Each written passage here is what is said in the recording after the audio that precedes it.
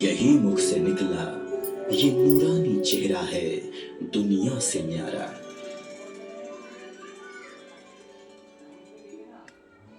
फाल्गुन के महीने में जब प्रकृति वसंत ऋतु से धरती का नवश्रृंगार कर रही थी, फिजाओं में ताजगी छाई हुई थी, दिशाएं पुष्पित कलियों से सुगंधित हो रही थीं।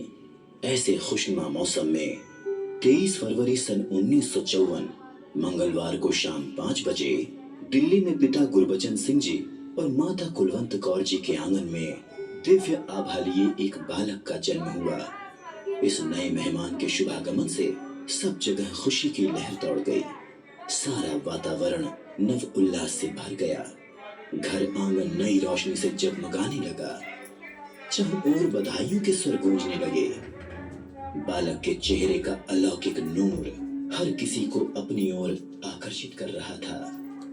दादा निरंकारी बाबा अवतार सिंह जी, जो कि मिशन के तत्कालीन सदगुरु थे, जिन्हें सभी शहंशाह जी कहकर बुलाते थे, और दादी जगत माता बुद्धवंती जी आशीषों का खजाना लुटा रहे थे। नाना मन्ना सिंह जी व नानी सोमावंती जी भी अपने प्यारे नवासे को गोद में लेकर अति प्रसन्न हो रहे थे। संत हों या सगे संबंधी, सबके हृदय लाखों शुभकामनाएं लिए इस खूबसूरत नूरानी मुखड़े की बस एक झलक पाने के लिए उत्सुक नजर आ रहे थे। सतगुरु बाबा अवतार सिंह जी इस बालक की दिव्यता को पहचान चुके थे। जब उन्होंने बच्चे का नाम हरदेव रखा तो हर दिलो जुबान से बस यही निकला कि ये बालक एक दिन हर हृदय का देव और हर जीवन का सहारा बनेगा। बालक की शालीनता सबका मन मोह लेती थी और शांत स्वरूप यही दर्शाता था कि ये कोई साधारण बालक नहीं है। आपकी मासूमियत और भोलेपन को देखकर आपकी माता कुलवंत कौर जी लाड से आपको भोला कहकर पुकारने लगी। विशाल परिवार की आशीषों और माँ की गुरमत भरी लोरियों का आनंद लेते हुए नन्हा भोला धीरे धीरे बड़ा होने लगा। दिव्य विभूतियों के गुणों की झलक बचपन में ही दिखाई देने लगती है। एक ऐसी शीतलता व आकर्षण उनमें दिखाई पड़ता है जिसे केवल अनुभव किया जा सकता है। माता कुलवंत कौर जी के अनुसार भोला जी आम बच्चों से अलग एक आदर्श बालक थे। इनका उठना बैठना बोलचाल सब अति विनम्रता से भरा हुआ था। बड़ी शालीनता और मर्यादा के साथ ये बहुत ही धीरे बात करते थे। आपकी चारों बहनें आपके प्रति अपार स्नेह व सम्मान रखती थीं। उम्र में आपसे मात्र 2 वर्ष बड़ी बहन निरंजन जी अपने लाडले भाई को प्यार से अपने हाथों से खाना खिलाती व आप उन्हें आदर पूर्वक बहन जी कहकर पुकारते। तीनों छोटी बहनें मनमोहन, मोहिनी जी, जगजीत, नक्खू जी एवं स्वर्ण बिंदिया जी आपको स्नेह पूर्वक वीर जी कहकर बुलाया करती थीं। गुरमत के वातावरण में पले बढ़े आप सब भाई बहन इकट्ठे एक ही थाली में भोजन करना पसंद करते थे। आप सभी भाई बहनों द्वारा खेले जाने वाले खेल भी भक्ति और निरंकार की स्तुति से भरे होते थे। खेल का नाम होता था संगत संगत, जिसमें सब भाई बहन भवन के आंगन में अन्य बच्चों के साथ एकत्रित होते और ये नन्हे संत कविता, गीत, कहानी और विचार रूप में अपनी अपनी भावनाएं व्यक्त करते। आप शहंशाह जी के विचारों को भी दोहराया करते। भोला जी के दिव्य गुणों का स्मरण करते हुए बहन जगजीत जी बताती हैं कि वीर जी का प्रसन्न व शांत मन हमेशा निरंकार से जुड़ा रहता था। ये बचपन से ही बहुत कम बोला करते थे। इनका खामोश रहकर अपना कर्म करते रहना हजारों शब्दों से भी अधिक प्रभावशाली होता था। हालांकि ये अपनी इच्छा कभी शब्दों से जाहिर नहीं करते थे, लेकिन इनके हृदय की आवाज दूसरों के मन तक बिना बोले ही पहुंच जाती थी। इन्हें कहीं जाना होता तो ये कुछ कहने की बजाय माता जी के आसपास चक्कर लगाने लगते, और जब माता जी हंसकर स्वयं ही पूछती, कहाँ जाना है, पूछने आए हो, तो आप मुस्कुराकर हाँ में सिर हिला देते। बचपन से ही आप में इस कदर पूर्ण समर्पण भरा हुआ था कि जब माताजी बड़े शौक से पूछती, मेरा भोला क्या खाएगा, तो धीमी आवाज में एक ही उत्तर मिलता, आप जो भी खिलाओगे। आपके मन में संपूर्ण सृष्टि के प्रति आदर सत्कार का भाव इस कदर था कि सजीव निर्जीव हर वस्तु के नाम के साथ जी लगाकर संबोधित करते थे, जैसे पंखा जी, कुर्सी जी, डॉगी जी आदि। आप में छोटी आयु से ही धैर्य और संतोष के भाव भी स्पष्ट दिखाई देते थे। यदि कुछ मिल गया तो भी खुश, नहीं मिला तब भी प्रसन्न। यदि माताजी बाजार से सिर्फ बच्चियों के लिए वस्त्र इत्यादि ले आती, तब भी आपके मुख से कभी ये नहीं सुना कि मेरे लिए क्यों नहीं लाए। बचपन के दिनों को याद करते हुए आपकी माताजी ने बताया, कोई भी छोटी या बड़ी चीज इन्हें दी गई, उसे इन्होंने खुशी से स्वीकार कर लिया। मेरे और तेरे का भाव इनके मन में कभी नहीं आया।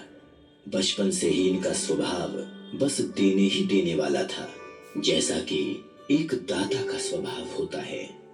एक दिव्य बालक को जब रूहानियत से भरा वातावरण मिलता है तो देवत्व के बीज स्वतः प्रस्फुटित होने लगते हैं। भोला जी को भी गुरु परिवार के आंगन में बहने वाली ज्ञान गंगा से आध्यात्मिक संस्कार विरासत में मिलते रहे। सदगुरु के वचन के सम्मुख नतमस्तक होना भोला जी को जन्म से ही अपने परिवार में देखने सुनने को मिला। आपने अपने माता पिता को बड़े करीब से बाबा अवतार सिंह जी की सेवा करते हुए देखा, जिससे आपके मन में सदगुरु के प्रति श्रद्धा, विश्वास और समर्पण की भावना और गहरी होती चली गई।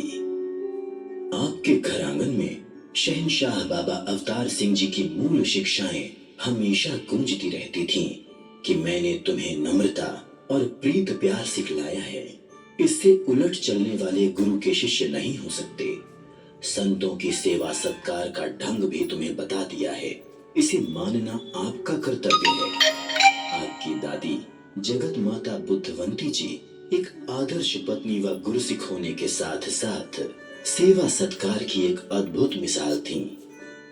वो भक्तों और सेवादारों के भोजन पकाने, वस्त्र धोने जैसी सेवाएं खुद अपने हाथों से करके खुश होती थीं।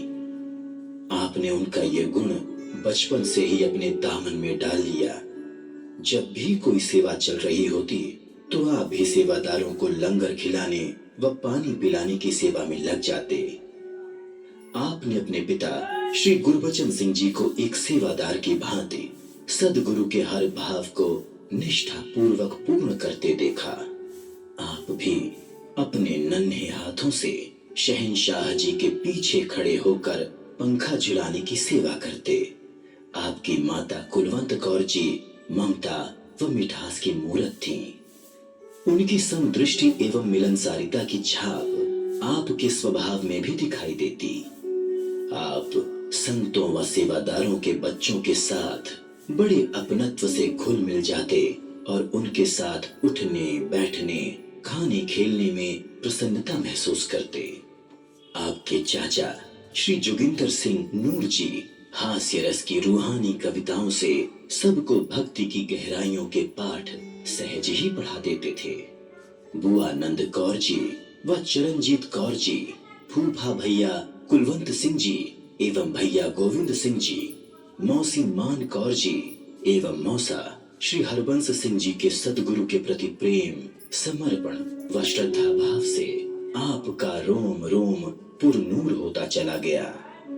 आपकी नैतिक शिक्षा का आरंभ तो परिवार से ही हो चुका था और अब समय था सांसारिक विद्या के पथ पर आगे बढ़ने का। हालांकि आपके विषय में तो यही कहा जा सकता है कि सांसारिक शिक्षा तो आपके लिए एक औपचारिकता मात्र थी। आपका जन्म तो आध्यात्म की बारीकियों को अपने जीवन से दर्शाकर मानव मात्र का पथ प्रदर्शन करने के लिए हुआ था। आपकी प्रारंभिक शिक्षा संत निरंकारी कॉलोनी के निकट स्थित रोजरी सीनियर सेकेंडरी स्कूल में हुई। बचपन से ही आपका स्वभाव प्रेम व अपनत्व से भरा था। आप घर से जो भी भोजन लेकर जाते उसे हमेशा मित्रों के साथ मिल बांट कर ही खाते। यदि सहपाठी बिना बताए ही आपके टिफिन का भोजन खा लेते, तब भी आपके चेहरे पर कोई नाराजगी का भाव नजर नहीं आता था। आपका मधुर स्वभाव सहपाठियों और शिक्षकों का दिल जीत लेता था। एक प्रतिभावान विद्यार्थी होने के साथ साथ आप एक कुशल खिलाड़ी भी थे। हर रोज निरंकारी कॉलोनी के समीप स्थित सरोवर के सामने वाले मैदान में खेलने जाते थे। शुरू से ही आपके हृदय में धैर्य और विशालता भरी हुई थी।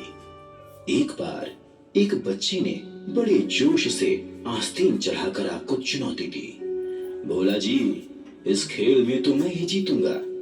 फिर भी आप बिना उत्तेजित हुए बड़े शांत भाव से खेले और जीते भी। परंतु विजयी होने पर भी आप में लेश मात्र भी विजेता होने का एहसास दिखाई नहीं पड़ा। आपके कोमल मन में उस समय भी यही भाव था कि कहीं जीत की खुशी जाहिर होने से हारने वाले का दिल न दुख जाए।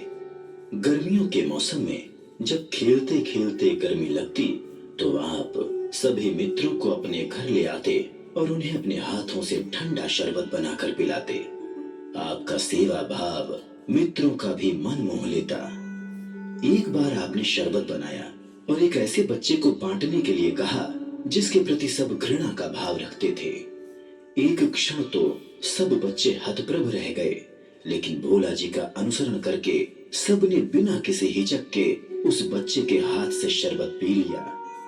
भोला जी के सहज में किए गए इस कर्म से जहां बच्चों में भेदभाव की भावना मिटी, वहीं उस बच्चे के मन में आत्मसम्मान की भावना भी जागृत हुई।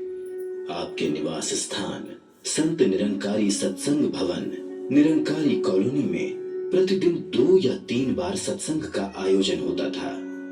भोला जी का निर्मल मन इस आध्यात्मिक वातावरण में बहुत अधिक रमता था। आप अन्य बच्चों को साथ लेकर साध संगत के लिए दरिया बिछाना, संगत को पानी पिलाना, संतों की चप्पलें सही तरीके से लगाना आदि सेवाओं में खुशी खुशी अपनी रुचि दिखाते।